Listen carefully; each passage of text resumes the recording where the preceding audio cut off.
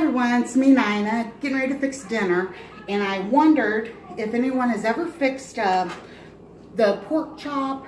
It's sort of like a potato pork chop casserole where you thinly slice the potatoes, put them all over your pork chops, slice an onion real thin, layer that all over the pork chops, and then you mix up a can of either, I like to use the cream of mushroom, but you can use cream of chicken or whatever you want. Mix it together and then you pour that all over. Bake it for like 40 minutes at 350 and it's delicious. But I was out of potatoes. I used them when we made the green beans and potatoes the other day. So instead of having the potatoes with it, I am going to use just the onion and the soup. I slightly oiled the pan that I have the pork chops in. And I do have a cutting board, but this right here will work fine for now. I should have had this done prior to filming this. This one's been in the fridge for about a week, so it is looking pretty wilted along the edges, so I'm just going to cut, all of those off. And if you hear anything, it's probably my little dog down here whining because she's wanting something. So that's what it is. Okay, cut the bad stuff off of this onion. And then I'm just going to slice a few of these up. I've got 3 pork chops in the pan. And break these up just a little bit. I'm not sure if you can see it. Let me put the camera down a little bit here. Pardon me. Just break them up a little bit like that. Lay them all on top. Whoops. This is really going to flavor those pork chops. Then we'll get out our can of soup.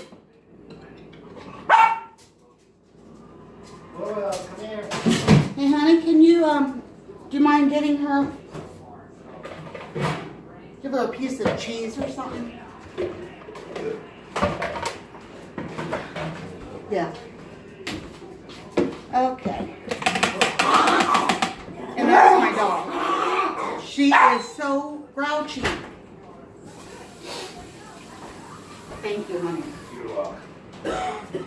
Okay. Go ahead and put the water in with the soup.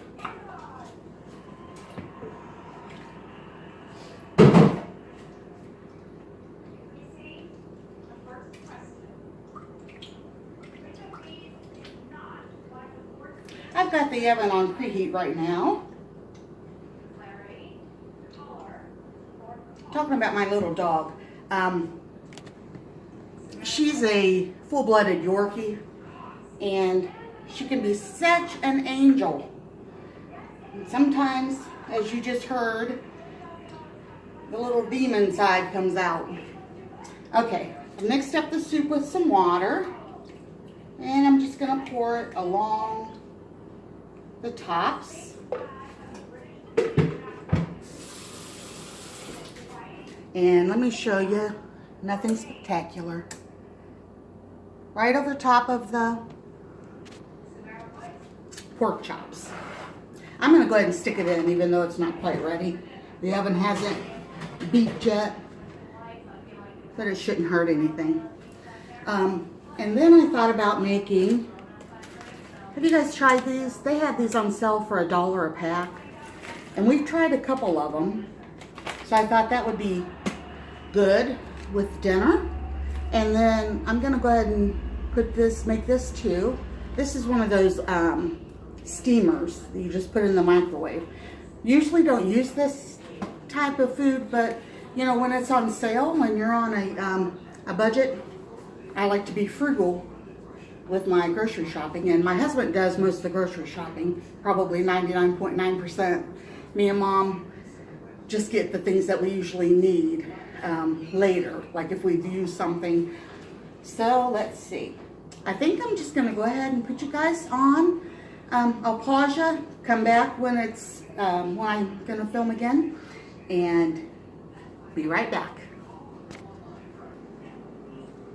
Okay, while the pork chops are cooking, I thought I would just come back and have a chat with everyone and see how everybody's day has been going. It has been raining here on and off all day long, and we had our grandsons watching them for a couple hours, and the youngest one is 7, and he absolutely loves that Grammy has a YouTube channel. So he was using my phone today, making him a little video and walking around the house and acting like he was giving a tour, and it was really sweet. So I'm going to have to get him busy helping me, aren't I? Wanted to talk a little bit about my grandmother's today while I'm, letting that the pork chops bake in the oven. My maternal grandmother, she was a lovely, tiny little woman, but she was feisty. Let me take these off because they're shining in the glare. She was a feisty little lady. And she was, both of my grandmothers were good Christian women, just very good, sweet-hearted women, do anything for anybody. And my mom's mom, the feisty one, she loved to go to all kinds of yard sales, and my aunt would have a huge family reunion every year at their place, and they had a great big pond. It was more like a lake, and big barns, and lots of land, so the kids had plenty of places to go play at. And my son was, the last time that we had one, I'm not sure how old he was, but at one time he was riding in, they had a couple of the golf carts to ride around since it was such a large area. And he got on this golf cart and was driving around, I think he was driving around my uncle at that time, and ended up almost going into the pond. And I'm telling you, I was a very, very overprotective mother, and I like to have a heart attack. And they just laughed it off and had a good old time. But that place was I have such wonderful memories of that place, and with all of the family, we would gather around on the porch and we would sing the old time gospel hymns, and I can just still yet see and hear my grandmother sitting over there just singing, and she was just so joyful and so thankful that we were all together, and what a blessing that was. It really was. And she was the one that actually took me to church the night that I gave my heart to the Lord. So that was always kind of a special thing between me and her. And her first name was Emily, and I'm not going to say last names, just for, protection for myself and everyone else. But yeah, so my grandma Emily, she was a firecracker. Funny as funny could be. She was raised in a family. There were 9 children. And I think 8 of them, 8 were girls, and there was only 1 boy. Can you imagine that poor kid when he was growing up with 8 sisters? Oh my. And they were all as spunky as my grandma. So you can imagine what his life was like. And I'm going to tell you a couple little things that they would do for fun. This was way back during the Depression era. And they didn't have much money, and they didn't have much of anything, just an old house. And so for fun, they had to make things up. They had to do things that they could find to do around the yard. And one of the things that I thought sounded like a lot of fun at the time when she told me when I was young, they would take down, the sapling trees, just what it is just a small tree that hasn't yet gotten its strength. And it's when you pull them down, they'll snap right back up. Well, they would get those sapling trees, and they would take one of the smaller children, have them push them up in that tree to climb it, and then Grandma and a couple of the older sisters would pull down that tree at the top and then let that tree go. And it would send their sibling flying through the air and landing, thump. And I asked her, I said, did anybody ever get hurt? And she said, no, not that she knew of. If they did, they didn't say nothing. They just got up and wiped it off. And another thing that they did is they would get barrels, and they would each get in the barrel and roll down the hill. Well, one time, her and her sister, I think it was Mary, decided they were going to be a little rotten, and they put nailed them into that barrel just in certain spots. So whoever was going to take that next barrel ride, they were going to get poked. And they did. And you know what? Back then, they didn't take them to the doctor for every little thing. And it is a wonder they didn't get, lockjaw and stuff from not having tetanus shots back then. But I'm telling you, I wished now I knew I wish then that I know what I know now, put it that way. I would have loved to have sat down and had a video camera going with her, just talking. We tried it one time during the last reunion. My sister had a camcorder back then, those ones, they were kind of large and nothing like they have nowadays. But it was hard to hear because there were so many people around and talking and laughing and kids playing and screaming that a lot of it you can't hear. And that's kind of sad, because now I would have just set her down one-on-one and asked her some of those, some of the things that they did for enjoyment and to play. And the thing is, after all those years, Grandma died in her 80s, and her last sister passed away. I think it's been probably close to 2 years now. And what a joy to have a large group of siblings like that. You have each other's back and you have each other's memories, and it's really, really neat. Now my grandma Margaret, my dad's mother, she was also born around the same time, and they didn't have a lot. And matter of fact, both of the families, my grandma Emily and my grandma Margaret, were both born and raised in Kentucky. And my grandma Margaret was, I'm not even sure how many siblings she had. Her mother passed away when she was young. I have no idea why. I don't know how old Grandma was. All I know is that she was a young girl. And my grandma's dad was a traveling preacher. And back then they traveled on a mule.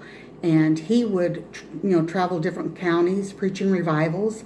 And Grandma would stay with whoever would be able to keep her for a while, her probably aunts and uncles. And I know Grandma had a brother, his name was Noah, but I don't know if they had any more siblings or not. And I don't even know if they are full brother and sisters, because I know that her dad ended up getting remarried. So, it's kind of sad. That's what I'm saying. So if you guys have any family left that are really good storytellers, or that remember things when they were young, try to get them on camera, or on video is even better, or write them down. If you don't have a way to videotape them, then write them down, because once they're gone, those stories are gone. And it's really, really sad, because they had so much wisdom to share, with everyone. But anyway, my grandma Margaret was quite different than my grandma Emily. She was more laid back. She liked to do things with her hands. She quilted and crocheted and made lots of crafts. And she's the one that made me that doll that I have. That is, she handmade the entire thing, no pattern. She made the little dress for it. Matter of fact, I have a picture of her. Let me see if I can grab this right here. My cousin had this made for me, and it's a picture of my grandma. And this is my grandma Margaret. And they had it put on this piece of wood. But yeah, even as Grandma got older, she was always busy with her hands. You could always find her sitting in that rocking chair beside a window that looked out in the front yard. And anytime you pulled in, Grandma would be sitting there. Even when she passed away, when we went to the house to be with Grandpa, she had her little apple paring knife laying in the window, because that's what she would do every evening. She was a bad diabetic. Every evening she would eat an apple, and she just left her knife sit there. Through my grandma Margaret, that's where I probably got my love for trying to create things with my hands. I have done a couple quilts, and I love to crochet, and I know I got that from her. I love animals, and she always had a fish tank and had birds and had a little dog and a grouchy dog just like my dog. I remember when we would leave her house, even as a teenager, her little dog would carry on something horrible if we reached down to give Grandma a kiss on the cheek, which we did all the time when we left. And so she was a very, very special woman to me. She made most of her clothes, and they ended up moving up to Ohio when my dad was real little. But yeah, she never cut her hair, and she always kept it in those 2 braids. And at the end of them, she would take the 2 braids, put a rubber band around the end, and flip it over her head. So even in this picture, she's got her braids, but they're just down on the side in this picture. Yeah, I love both my grandmas, and I'm going to see them both again in heaven someday, but I thought I would just share a little bit of their story with you. And, you know, I believe that they have created memories in me that changed my life and made me who I am today. You know, we're not only raised by our parents, but if we're fortunate enough and blessed enough, we'll have been raised also by our grandparents. I probably should say a little bit about my grandfathers then. My grandfather, Gene, that was married to Emily, my mom's mom and dad.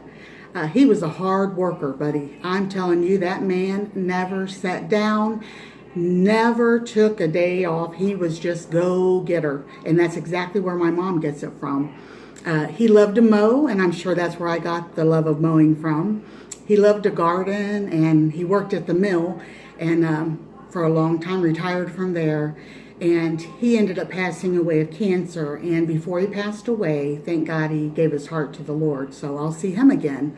And then my grandfather, Jack, that is married to my grandma, Margaret, he worked, but he never did a lot when he was older. When he retired, he was a hunter. He loved to hunt rabbits and squirrel and deer. And that's where my dad got his love from hunting, and my brothers. And they ate everything that Grandpa got. So it wasn't like they were out hunting just to be hunting. They actually needed that food. So that was the thing about him. And he was, matter of fact, him and another gentleman started the Free Will Baptist Church in our area. And he was not given a lot of recognition for that, which it hurt the family a lot. But God knows everything. You know how it is. People can talk and not give people what they need. And as I like to say, they don't fix each other's crowns. Sometimes they bring other people down. And so I believe that he's going to have a special blessing in heaven from the Lord, because he did help get that started. And matter of fact, they helped build, and I believe he gave the land to the church and all that. So I had very, very special people in my life, and that's why I want my grandsons to remember me and just love me for the simpleness that I am and the love that I have for them. Grandma Margaret, when you would go into her house, you know, they didn't have a lot of money, and even at her older age, they didn't. But she always had a plate of biscuits laying on the table, and instead of grabbing cookies, that's what we did. We grabbed a biscuit, and she always had homemade preserves. So, you know, whatever your favorite was, Grandma probably had it in the fridge. And just special women, special men in my life. Do you guys have anyone special in your life that has also led and made you who you are today? What a blessing. So, okay, I'm going to put you on pause and check on the food. Be right back. Hi again. Thought I'd come back and go ahead and show you the doll that my grandmother Margaret made for me, all from scratch. No patterns at all. She gave this to me on, I think, the Christmas before my 17th birthday. So that would have been, what, 1981, I think. Anyway, the dress is, my favorite color is purple. So Grandma made it with purple, with the little sleeves and collar. And she even made little panties for her, and out of the same material. And then her face is actually sewn. She sewed all that on. Her hair is all from yarn. Her little bonnet. And I would not, honestly, I would not take any amount of money for this doll. I love it. Grandma had sewn these little slippers on her, and she must have not had any type of red material. But what I did to make it kind of match, one of my first sewing projects, I made her a little purse. So at least her purse and her little slippers matched. So I just kind of keep that with her. I found a cradle at one of the thrift stores around town. So she lays right in the living room in her little cradle with a blanket that I crocheted for her. Dinner's almost done. I'll show you when it's done. All right, food's done. We're going to eat, and I will talk to you tomorrow. Here's the plate. Fix it. God bless you all. Bye-bye.